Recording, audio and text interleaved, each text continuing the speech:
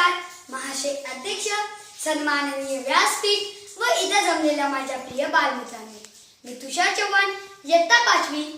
माझ्या शाळेचे नाव तात्यासाहेब सामंत माध्यमिक विद्यालय, चाळीसगाव. मला सवंगडी हवेत या विषयावर मंथन करण्यासाठी मी आपणासमोर उभा आहे. सवंगडी हा आपला अवयव असतो, मात्र फरक इतकाच की तो दुसऱ्या आईच्या पोटी जन्माला आलेला असतो.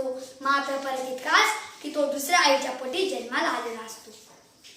विद्यार्थ्यांचा सवंगडी हा कसा असावा तर सूर्यासारखा.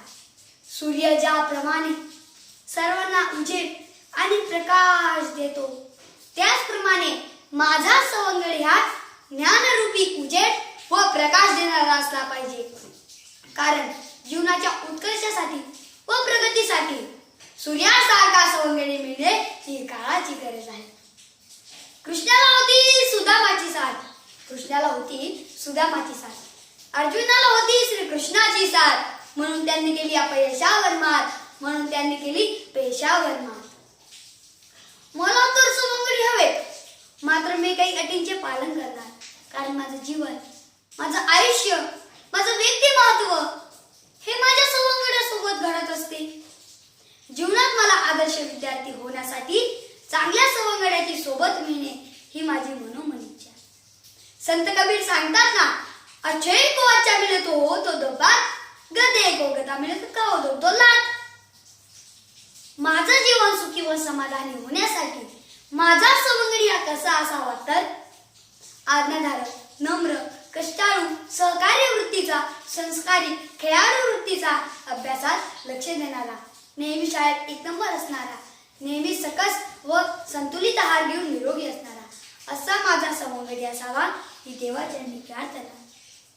सवंगडी असावे तर शिवा काशीत सारखे. कोण हा शिवा काशीत? सिद्धीच्या वरच्या भेटीला जाताना जेव्हा शिवा काशीत तयार होत होते तेव्हा शिवरायांच्या डोळ्यात पाणी आले. शिवा काशीत म्हटले, राजे तुमच्या डोळ्यात आसू? तेव्हा राजे म्हटले, शिवा तू हा पोशाख परिधान केला आहेस, याचं बक्षीस काय माहित आहे तुला? त्यावर शिवा काशीत म्हटले, होय राजे मला माहित आहे. शत्रूच्या वेढ्यात गेल्यावर शत्रू मला खतम करणार, पण शत्रू मला मारताना शिवा काशीत म्हणून मला मारणार नाही, तर शिवाजी राजे म्हणून मला मारायची संधी मिळते. राजे ही संधी दौडीन मी. किती सामर्थ्य आणि त्याग होता शिवा काशीतच्या बोलण्यात. शिवरायांचे सच्चे सवंगडी शिवा काशीत यांच मानाचा मुजरा. शेवटी जाता जाता मी एवढंच सांगू इच्छितो, आजच्या धावपळीच्या तंत्रज्ञान युगात माझा सवंगडी हा कसा असावा तर सवंगडी असावा प्रकाशासारखा, मनाचा आसमंत उजळणारा. सवंगडी असावा एक मार्गी, स्वप्नांना सत्यात उतरवणारा. सवंगडी असावा सुखाचा साथीदार आणि दुःखाचा भागीदार. एवढे बोलून मी माझ्या भाषणाला विराम देतो. जय हिंद, जय महाराष्ट्र.